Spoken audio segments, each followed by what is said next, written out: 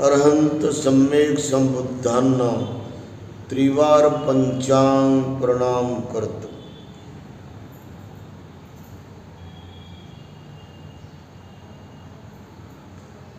एकदा भगवान कुरु प्रांतामध्ये धम्मचारिका करण्यासाठी पायापायाने पैदल यात्रा करत होते। संपूर्ण जीवन भगवंताचं पैदल धम्मचारिका करण्यात त्यांनी व्यतीत केलेलं आहे। या गुणापासून आपण काय शिकलं पाहिजे की आपण कोणत्याही रस्त्याने गेलो तर तो रस्ता आपल्या बाजूनं वाईट राहू नये। कारण भगवंताचा पाऊल जिकडे चालत राहिला तिथे लोक त्यांना पाहिल्याबरोबर बदलले, त्यांचं ऐकल्याबरोबर बदलले, त्यांच्या सानिध्यामध्ये बसून ते वितरागी झाले। म्हणजे कायमचा त्यांच्यात पुन्हा राग म्हणजे आसक्ती, कोणावर मन जाणं, कोणावर मन भाळणं, कोणावर मन आसक्त होणं थोड्या वेळासाठी, 1-2 सेकंदासाठी, कधीच झालं नाही असं। एवढं भगवंताचं सानिध्य आणि त्यांचे बुद्धवचन अमृत ऐकल्याबरोबर लोक अनासक्त बनले। म्हणजे सर्व प्रकारच्या आसक्तीतून ते कायमचे मुक्त झाले। तर काही लोकांना जो तांबीसपणा होता, फटकळपणा बोलायचा, ते पण त्यांचा बदलला। फटकळ कुणाला बोलणार नाही हे भगवान बुद्धांनी आपलं वचन लोकाला सांगल्याबरोबर सामान्य माणसामध्ये असा बदल झाला। हे एकामध्ये झाला नाही, हे 2 लोकात झाला नाही, हे 10, 20, 50, 100 लोकात झाला नाही, लाखो करोडो लोकांमध्ये झाला। भगवान बुद्धाचं कोणत्याही दिशेनं चालणं सुद्धा लोकांच्या हित आणि सुखाला कारण बनलेलं आहे। म्हणून तुमचे पाऊल जिकडे चालतील ते पाऊल दुसऱ्याच्या हितासाठी तुम्ही, दुसऱ्याच्या सुखासाठी तुम्ही, दुसऱ्याच्या निर्विकार भावनेसाठी तुम्ही चालावं, हे या गुणापासून आपल्याला शिकण्याची गरज आहे। भगवान कुरु प्रांतामध्ये आले। कुरु प्रांतामध्ये आपण आजही जाऊ शकतो। हा कुरु प्रांत दिल्लीपासून हरियाणाच्या बाजूने आहे, ईस्ट दिल्ली म्हणतात। आणि तिथे कम्मच्च धम्मा नावाचं बुद्धविहार आहे आणि त्या ठिकाणी भगवान जाऊन आले, तिथे राहिले। 1 दिवस राहिले, 2 दिवस राहिले आणि पुन्हा त्या विहारात जात होते। भगवान येण्याच्या अगोदर त्या भागातील त्या लोकांचे मन अत्यंत वाईट होते। काहीच मिळालं नाही आपल्याला ज्ञान तर आपलं मन वाईटच राहते, भावना पण वाईट राहतात, विचार पण वाईट राहतात, दुसऱ्याकडे पाहण्याचा दृष्टिकोन पण आपला अतिशय किळसवाणी असतो, गदळ असतो, घाणेरडा असतो। कारण आपल्याला बोधी प्राप्त झालेली नसते। यामुळे आपली कमतरता आपल्यामधली आपण ओळखू शकत नाही। एवढे बेकार लोक होते त्या भागाचे की कुणालाही ते मारून खात असत। मोर भेटला त्याला सोडतच नसत, ससं भेटलं त्याला सोडत नसत. एवढंच नव्हे, बकरं भेटलं, कोंबडं किंवा घोरपड जी चालत राहते अशी आणि वेगवेगळ्या छिद्रात जाऊन बसते ती, असे वेगवेगळे गरीब प्राणी यांना लोक मारून खात असत. हत्या करण्यात आणि ते मांस खाण्यात त्यांचा एक सारखा छंद वाढला. हिंसाचारी झाले ते. आपल्यालाही कधी कधी वाटते नरम नरम काय खावं का, आपण मऊ मऊ खावं का, मांस कोंबड्याचं चिकन खावं का, असं मनाला इच्छा होती. सश्याचं आपण मांस खावं का, लय कवळं कवळं राहते. कवळं कवळं कोणालाही काय आवडते. कवळी भाजी आवडते, कवळे कवळे कारले आवडतात, कवळे कवळे अनेक प्रकारचे पदार्थ आवडतात. ही माणसाची इच्छा आहे. ही इच्छा वाढत वाढत तिचं रूप तृष्णेमध्ये बनते. आणि मग ही तृष्णा तुम्हाला एवढी आहारी करते, ती एवढी गुलाम करते की या जन्मातून तुमची तृष्णेतून मुक्तता होतच नाही. मरेपर्यंत ही तृष्णा तुमच्या मागे लागत राहते. आणि मरताना पण शेवटच्या काळामध्ये जे तुम्ही आता मरण्याचा इंतजार करता किंवा तुम्हाला घरघर लागते, हातपाय झाडता, ओरडता, चिरकता, काय काय लोक आपापल्या खाटेवर अशी उडत राहतात, आक्रोश करतात, खूप ओरडतात, खूप ओरडतात. त्यांचं शरीर असं एक सारखं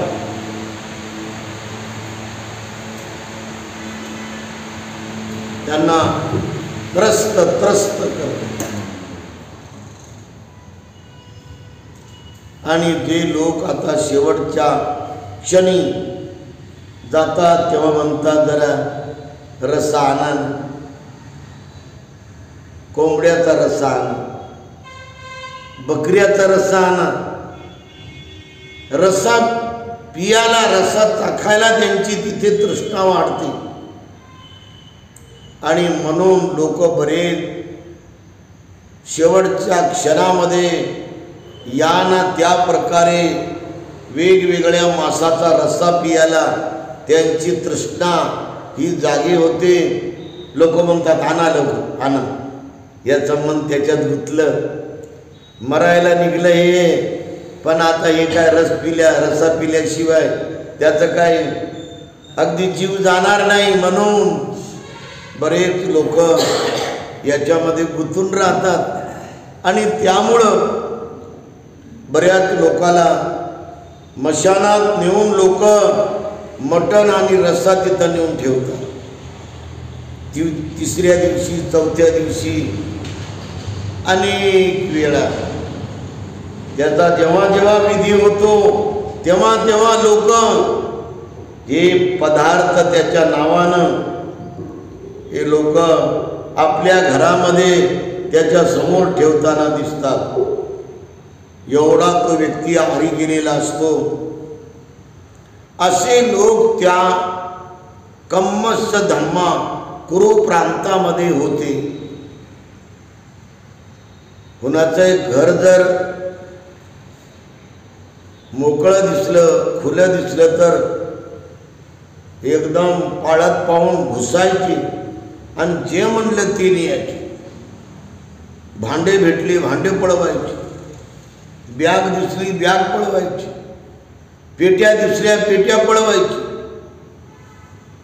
कपाट दिसलं तर कपाट खोलून त्याच्यातलं सोनं चांदी पैसे नोटा धन दौलत पळवायची. चोऱ्या करणं हा त्यांचा सरास धंदा होता. कोणती चांगली बाई आली, चांगली मुलगी आली, चांगले कपडे घालून आली, अलंकार घालून आली तिच्यावर ते डोळा ठेवायचे. गोरी पान आहे, विवाहित आहे.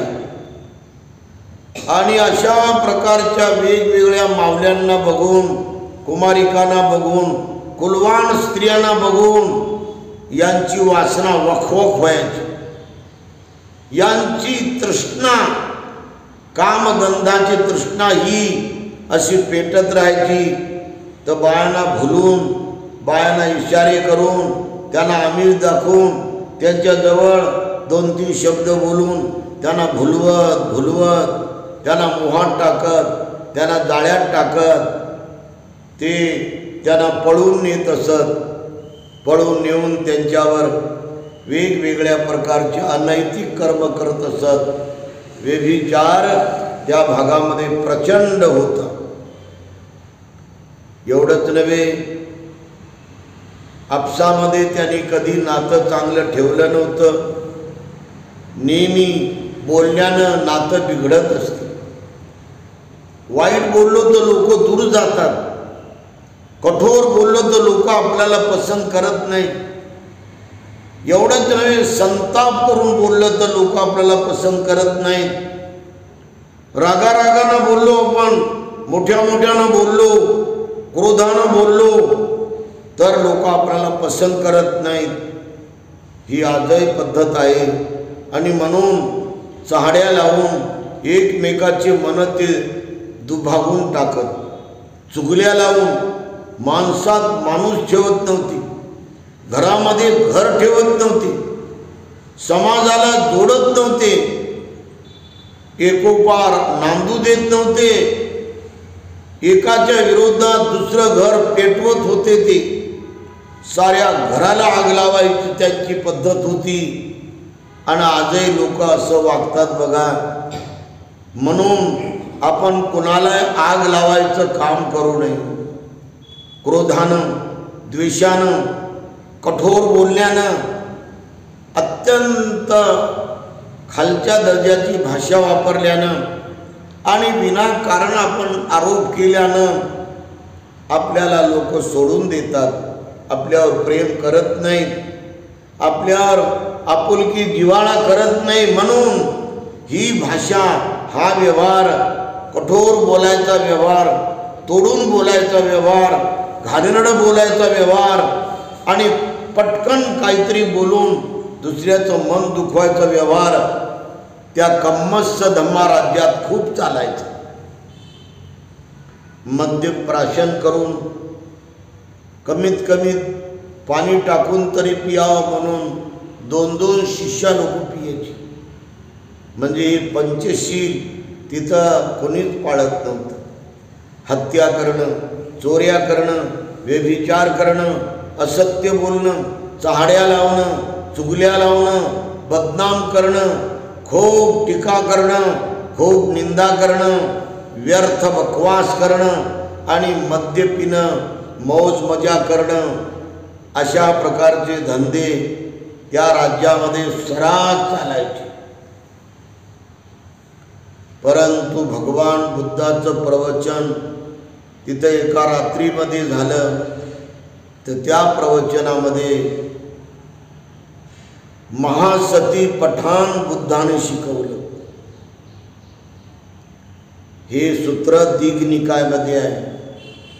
दीघनिकाय हा ग्रंथ शुद्ध पिटकाचा पहिला ग्रंथ आहे. पालीमधले हे 3 पिटक, शुद्ध पिटक, विनय पिटक, अभिधम्म पिटक आणि त्यातला पहिला ग्रंथ हा दीघनिकाय. त्यातलं हे अतिशय दीर्घ सूत्र म्हणजे महासती पठाण सूत्र. या महासती पठाण सूत्रामध्ये भगवान बुद्धांनी 4 प्रकारचे स्मृती शिकवले. आपला विषय स्मृतीवर चाललेला आहे. कायानुस्मृती, वेदनानुस्मृती, चित्तानुस्मृती आणि धम्मानुस्मृती. कायानुपස්සना असं पण याला म्हणतात. कायानुपස්සना म्हणजे काया म्हणजे शरीर आणि पස්සना म्हणजे पाहणं. जसा आहे तसं पाहणं, जे आहे ते पाहणं, अत्यंत मायन्युटली पाहणं, अत्यंत सूक्ष्म पाहणं.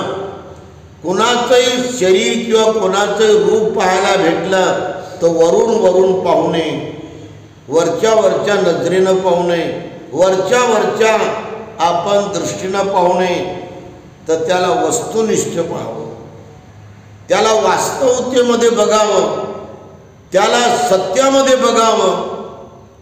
कुणाचं जर तुम्ही हे तोंड चेहरा पाहिला तर चेहऱ्यामध्ये तुम्ही काय पाहता? कोणाचं नाकच पाहिलं तुम्ही, काय सुंदर नाक आहे लोक म्हणतात, परंतु ही वरवरचं पाहणं आहे. हे वरून वरून पाहिल्यामुळे माणूस कोणत्याही भागावर भाळतो, मोहित होतो, त्याचं मन तिथं जाते. म्हणून भगवान बुद्ध म्हणतात की आपण जर तुम्ही या भागाला पाहिलं नाकाच्या, तर याला जसं आहे तसं पहा. हे 2 छिद्राचं ठिकाण आहे. या 2 छिद्राला हे विशिष्ट मासाचा आकार वेढलेला आहे, याच्यावर त्वचा आहे. आणि या नाकाच्या छिद्रातून जेवढा आपण उजवीकडून हे छिद्र दाबलं तर डावीकडून प्रचंड पेंड शेंबडाचे पडतात. आणि डावीकडून जर दाबलं आपण हे नाक तर उजवीकडून प्रचंड शेंबडाचे पेंड पडतात. म्हणजे हे किती मोठं घाणीचं द्वार आहे, घाणीचं छिद्र आहे.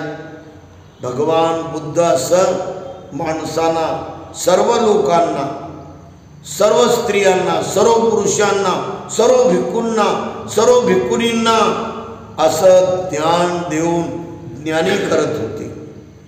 असं वस्तुनिष्ठ ज्ञान, असं वास्तवतेचं ज्ञान प्रत्येक भागावर, आपल्या या सर्व शरीरावर, टाळूपासून तर पायाच्या अंगठ्यापर्यंत तुम्ही 20 मिनिटामध्ये, 15 मिनिटामध्ये, 10 मिनिटामध्ये असं बरोबर अगदी एक एक भाग एका कणाला पाहिलं तर या शरीराला 15 मिनिटात तुम्ही ओळखू शकता की शरीर कसं आहे, शरीर कशानं बनलेलं आहे.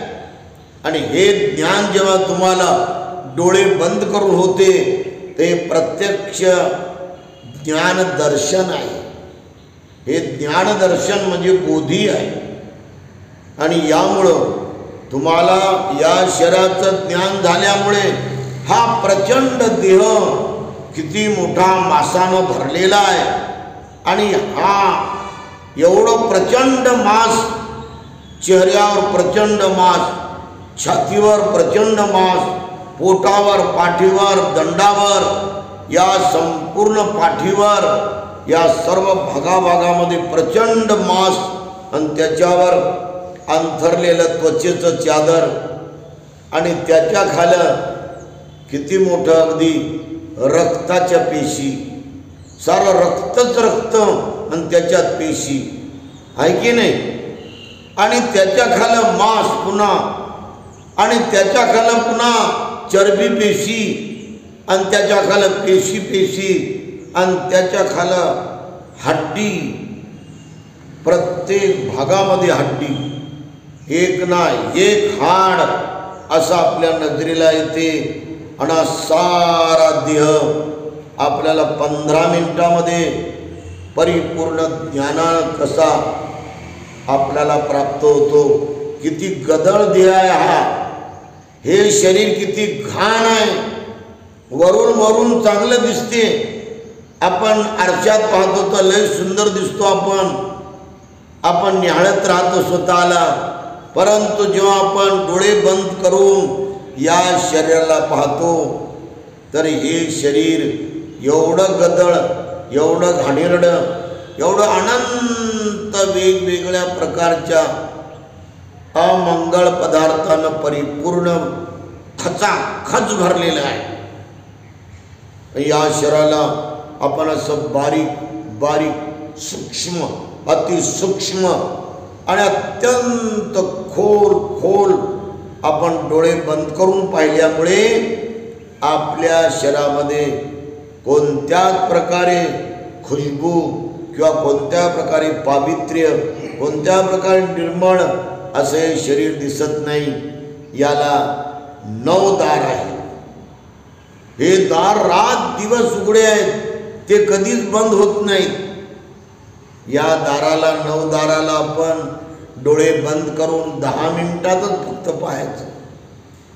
भगवान म्हणाले की जो व्यक्ती बुद्धिमान आहे, जी स्त्री बुद्धिमान आहे, जो भिक्खू श्रावक किंवा श्रावक भिक्खू अत्यंत प्रज्ञावान आहे, जी श्राविका भिक्खुनी अत्यंत बहुश्रुत आणि प्रज्ञावान आहे, तिने या शरीराला पुन्हा डोळे बंद करून पाहून या शरीराचं यथाभूत ज्ञानदर्शन म्हणजे जसं आहे तसं याला वारंवार पाहिल्यामुळं आपली बुद्धी ही परिपक्व आणि अशा प्रकारे विस्तारित होऊन प्रचंड बुद्धीचा अंग आपलं वाढत जाते. आणि म्हणून याचे 9 जे अंग आहेत ते आपण थोडक्यामध्ये बघूया. हे पहिले 2 हे छिद्र आहेत, जे कानाचे छिद्र आहेत. त्याच्यातून तुम्ही काही काढा, कोरून कान कोरण्यानं काढा, तुम्हाला काय दिसते? सारा मळ दिसते की नाही? हा, गेले गुंगले या मळ. आणि जर त्याच्यात जर पू आला तर लोक ते पू काढून परेशान. 1 वर्ष 2 वर्ष कित्येक वर्ष सारा पू वाहत राहतो, सारी पुवाची घाण वाहत राहते. असे 2 दार भगवंतानी या सतीपठांमध्ये शिकवलेले आहेत. आणि याला जसं आहे तसं पाहिलं पाहिजे. कान फुटलेला जर माणूस आपल्याजवळ येऊन बसला तर त्याचा ताबडतोब आपल्याला वास येतो आणि आपण म्हणतो, काय रे तुझा कान फुटला का? हो, उठ हे तिकडं मागं. आपण त्याला घृणेनं तिटकाऱ्यानं बाजूला फेकतो. खरं आहे की नाही? आणि अशा प्रकारे हे 2 दारं घाणीनं प्रचंड भरलेली आहेत. आणखी हे 2 दारं हे डोळ्याची आपण दिवसभर रुमालानं, आपल्या पदरानं, बायांच्या आणि आपल्या कशानं तरी आपण असं काढतच राहतो, नाही तर बोटानं काढतो. या कोपऱ्यात घालू या डोळ्याच्या या कोपऱ्यात त्या कोपऱ्यात आपण किती घुम काढतो, दिवसभर काढतो आपण. काही लोक तर सकाळी उठल्याबरोबर चिपडत काढत राहतात. अशी काढतात की नाही? काय लोक बोटानं असं काढतात, काय लोक कशानं काढतात. अशा प्रकारे हे 2 दारं सारे घाण टाकत राहतात. घुमाची घाण, चिपडाची घाण, आसूची घाण. आणि जर हे डोळे जर आले मग तर सांगूच नका हो, पेंड पूर्ण घुमाचे एवढं आले. आणि पुसून आपण हैराण होतो. हे डोळे कधी रक्तही फेकत राहतात. अनेक लोकांनी डोळ्यातून रक्त फेकलं आणि डोळ्यातून रक्त फेकता या तोंडातूनही त्यांनी रक्त फेकलं. तोंडातून मुकळ्या फेकल्या आणि बेचारे शेवटी या जगाचा निरोप घेऊन निघून गेले. अशा प्रकारे हे 2 दारं आणि हे 2 दारं 4 दारं भगवान म्हणतात घाणीनं भरलेले आहे. याला घाणीचं खरं रूप आहे की नाही? आणि आता हे झाले 4 दारं. आता हे 2 दारं तुम्हाला सांगल्याप्रमाणे याच्यातून किती शिकरा शेंबून निघतच राहतो. म्हणतो का हे 2 दारं म्हणते का कधी आता बस झालं, शिकरतच नाही. सातत्याने एकसारखा शेंबड निघत राहतात, पेंडच्या पेंड. आणि असे 6 दारं किती घाण आहे बघा. भगवान म्हणतात याला असंच पहा, हे जसं आहे तसं पहा, हे ओरिजिनल आहे, हे निसर्गता आहे, खरं आहे की नाही. आणि आता हे 7वं दार आहे, हे तोंडाचं दार आहे. आणि या तोंडाच्या दारातून किती माणूस थुकत राहतो. आणि त्या थुकलेल्या थुक्याला कधी म्हणतो का पुन्हा चाटून खाऊ का? नाही म्हणत माणूस. इतकी घाण आहे थुकात, त्या थुक्यामध्ये इतका दुर्गंध आहे, अनंत जंतू त्याच्यात राहतात. आणि खाकरून खोकरून किती बेडकी फेकतो माणूस. सकाळी संध्याकाळी कधी खोकला आला की जे फेकदड बेडका, भल्ला मोठा बेडका, पांढरा बेडका, हिरवा, अनेक प्रकारचे बेडकीच्या बेडकी फेकतो माणूस. फेकतो की नाही हो? आणि अशा पद्धतीने या तोंडातून आपण जर इकून असे झोपलो तर अशी लाळ निघत राहते बघा. निघते की नाही? असा रेल्वे मार्ग चालतो इकडं असा, आणि इतका वास येतो त्यात, इतका गदळ वास, इतका घाणेरडा वास. आणि जर इकून झोपलो आपण डावीकडून तर असं इकून लाळ निघते, अशी रेल्वे लाईन सारखी असं लांबच्या लांब जाते की नाही. आणि अशा प्रकारे या तोंडातून थुंकी फेकतो, बेडके फेकतो, लाळ फेकतो, सारी घाण फेकतो आपण. काय लोक तर रात्री बेरात्री उशिरा जेवतात, 10ला 10:30ला.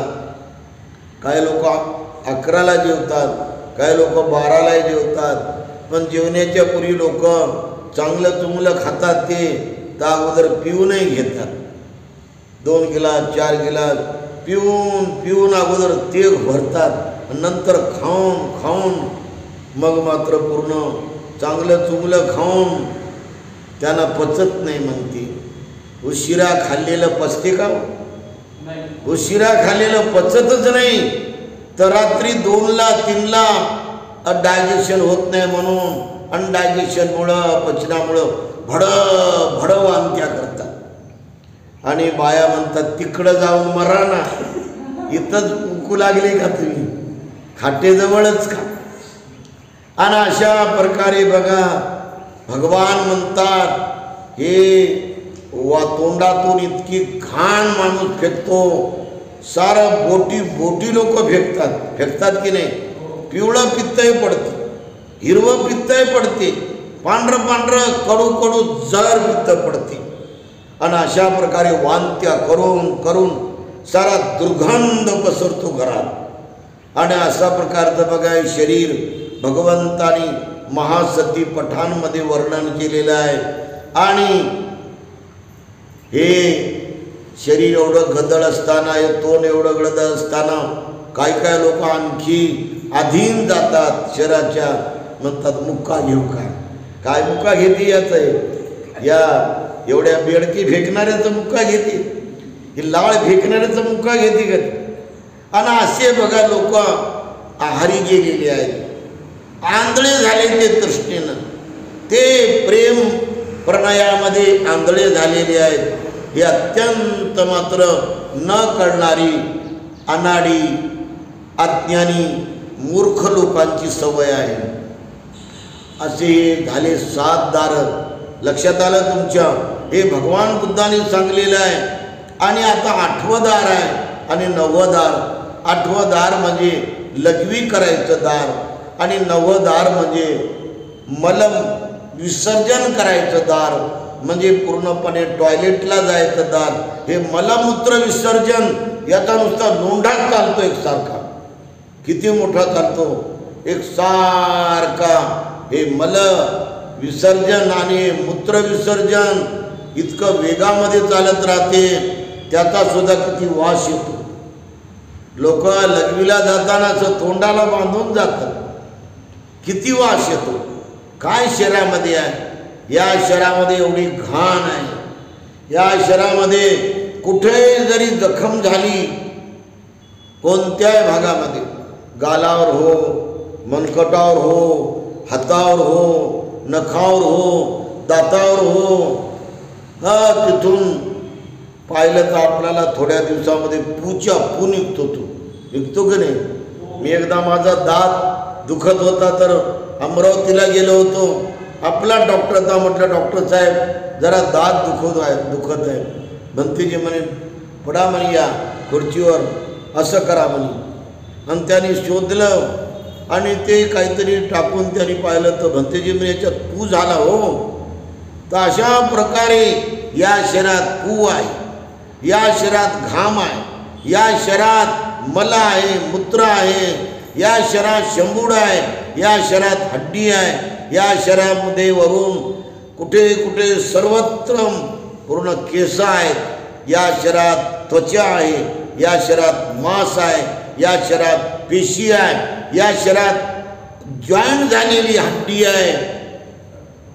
अशा प्रकारे 32 अमंगळ पदार्थांनी बनलेले हे शरीर आहे. भगवान बुद्ध हे मनोवैज्ञानिक महापुरुष होते. त्यांनी याचा अभ्यास 2500 वर्षापूर्वी केला, जे आज मेडिकलमध्ये होते. आणि म्हणून असं जर तुम्ही शरीर 3 महिने पाहिलं तर तुम्ही परिपूर्ण अरहंत पदाला जातात असं भगवान म्हणतात. पूर्ण मुक्त होता तुम्ही, राग मुक्त, द्वेष मुक्त, मोह मुक्त, लोभ मुक्त, कुणावरही तुमचं मन भाळणार नाही, तृष्णा मुक्त होतं. भगवान म्हणतात या शरीराला जर तुम्ही फक्त 15 दिवस पाहिलं डोळे बंद करून तर हे शरीर तुम्हाला परिपूर्ण विकार मुक्त वैराग्य तुमच्यात निर्माण करेल आणि सर्व विकारातून तुमची मुक्तता होईल. भगवान म्हणतात 15 दिवसच काय, 8 दिवस जर तुम्ही एकसारखे शरीराला पाहिलं वारंवार 8 दिवस, 15 मिनिट, अर्धा घंटा, 15 मिनिट, अर्धा घंटा, अर्धा घंटा, 15 मिनिट, दिवसभर मधून पाहिलं, यथाभूत ज्ञान दर्शन तुम्हाला झालं तर भगवान म्हणतात 8 दिवसामध्ये तुम्ही वितरागी, वितद्वेषी, वितलोभी होऊ शकता. परिपूर्ण तुमच्यामध्ये हे महान बोधीची शक्ती जागत राहील, तुम्हाला अरहंत प्राप्त होईल असं भगवान म्हणतात. भगवान म्हणतात 8 दिवस सोडा, तुम्ही 4 दिवस जरी बसलात आणि या शरीराला जसं आहे तसं पाहिलं तर तुम्हाला 4 दिवसामध्ये परिपूर्ण 7 प्रकारची विशुद्धी प्राप्त होते आणि तुमचं मन वितरागी म्हणजे सारा राग, अनुराग म्हणजे तीव्र आसक्ती, कोणावर भाळणारी सवय, कोणावर जाणारी सवय, मन हे विरघळून कायमचं विरघळून जाते ते विकार. द्वेष कसा असो विरघळून कायमचा विरघळून जातो. आणि लोभ कसाय असो पूर्ण विरघळून जातो अवघ्या 4 दिवसामध्ये. भगवान म्हणतात एखादा तीव्र बुद्धिमान आहे, एखादा तीव्र प्रज्ञावंत आहे, तो 2 दिवस जरी बसला तर त्याला परिपूर्ण प्राप्ती होते. भगवान एवढंच नाही, 1 दिवस जरी बसला तो तर त्याला परिपूर्ण प्राप्ती होते आणि तो विमुक्ती पदाला जातो. तर भगवान म्हणतात 1 दिवस सोडा, परंतु 12 तास बसला तरी त्याला विमुक्ती प्राप्त होते. तर भगवान म्हणतात 12 तास सोडा, जो 6 तास बसला 6 तासात त्याला विमुक्ती प्राप्त होते. त्याचं सारं मन राग, द्वेष, लोभ मुक्त होते. सोडून द्या तुम्ही, कमीत कमी 1 घंटा जरी बसला तो प्रज्ञावंत माणूस किंवा स्त्री, प्रज्ञावंत हे श्रावक भिक्खू किंवा श्राविका भिक्खूनी 1 घंटा जर बसली ती तर परिपूर्ण मुक्त होते विकारातून, परिपूर्ण विमुक्त होते. अरहंत पदाची तिला अनुभूती होते 1 तासामध्ये. पुन्हा भगवान शाश्वती देतात की 1 घंटा सोडून द्या, श्वास घेऊन सोडेपर्यंत जर तुम्ही कंटिन्यू 1 मिनिट बसल्या तुम्ही तर भगवान म्हणतात एका मिनिटात तुम्हाला परिपूर्ण विमुक्ती प्राप्त होते. एवढी महान ही कायानुस्मृती आपल्याला या जन्मात फळ देते. सर्वांचं मंगल हो.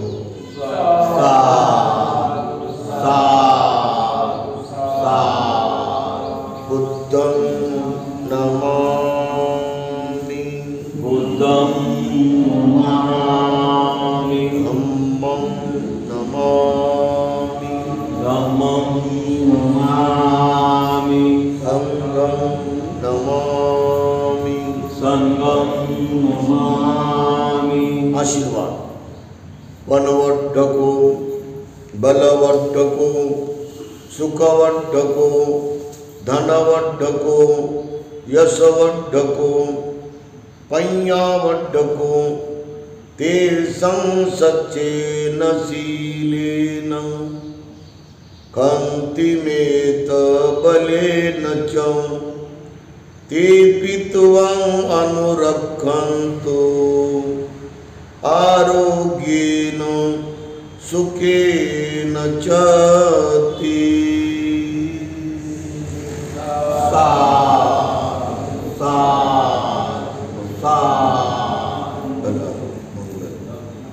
बुद्धं नमामि बुद्धं नमामि धम्मं नमामि धम्मं